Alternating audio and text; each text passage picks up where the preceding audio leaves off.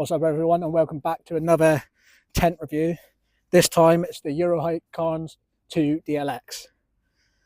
But before we get into it, hit that like, smash that subscribe, and let's roll that intro.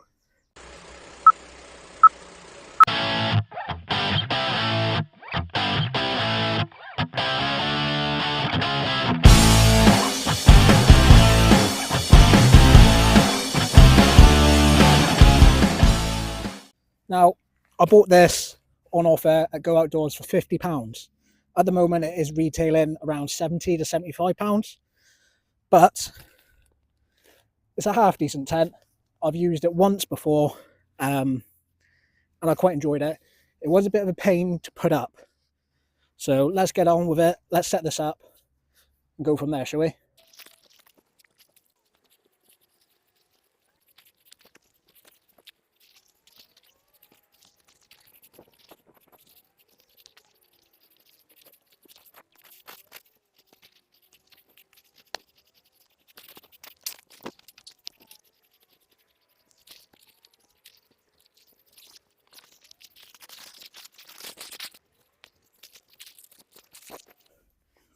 And there we have it. Hurt my finger getting those poles in at the last second there. Not an easy tent to put up on your own, and it took me about 10 to 12 minutes to do it, but I got there in the end and I think it was worth the hassle. So let's have a look, shall we?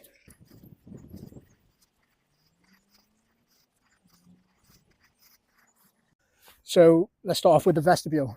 You've got a nice open space here, and it's even got a ground sheet attached to the inside bit of the tent, which is ideal, keeps everything nice and dry. It's quite a generous space. You can fit everything in here that you're not keeping inside with you. And even if you are keeping stuff inside with you, you've got plenty of space in there. So this has a 2000mm hydrostatic head rating, which is all right for the British weather and climate. I wouldn't want to go any lower than that, to be fair. I had this up in the snow a couple of weeks back up Great Mist Tour, so check out that video and see how it held up. So this tent is a little bit on the heavy side. It weighs 3.7 kilos, so it's not ideal for a backpacking tent, but for a short, quick, easy get to camp, it's ideal.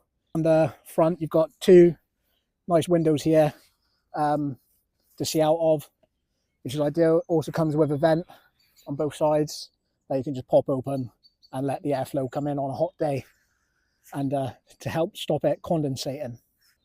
So this tent does boast the nightfall technology, which is meant to help keep the room dark in the early hours of the morning when the sun's hitting it, just to give you that extra sleep in the morning. So let's check out the inside, shall we? So first things first, ventilation inside. You have got a triangular piece up here, which is just attached to by Velcro, which opens up and gives you a bit of breathability, circulation maybe, that's what you want to call it. As you'd expect for any dome tent, you do have your hook up here to mount a night light. There are two pockets on this tent, first one being down here in the corner, and the next one being right opposite down here. So what are my thoughts on this tent? Number one, it was cheap, £50 I said at the time when I bought it. Number two, it's very spacious. This is advertised as a two-man tent, and it's a tent you're definitely going to get two people in. The ground sheet in the vestibule, that's a good thing. Keeps all my stuff nice and dry if the ground is soaking wet. I mean, it's a bit wet today, and I know that if I put my bag on there or my coat, it's not going to get muddy or wet. Now moving on to the two things I don't like about this. Number one being the fact that it's heavy.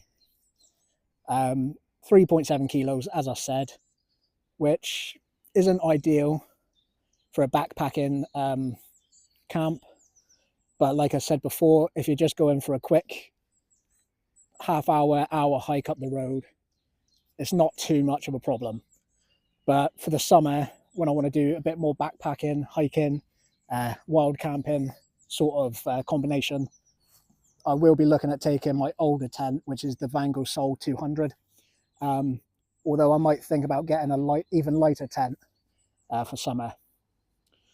Now, the biggest problem for me is pitching it. It is a right pain to get those last 2 poles in.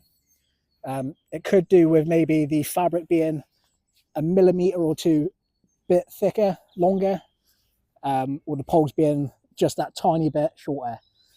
And I understand why it is that tight, because obviously in a tent you want it nice and taut, so to stop any rain getting in and to protect it against the wind blowing over it, etc.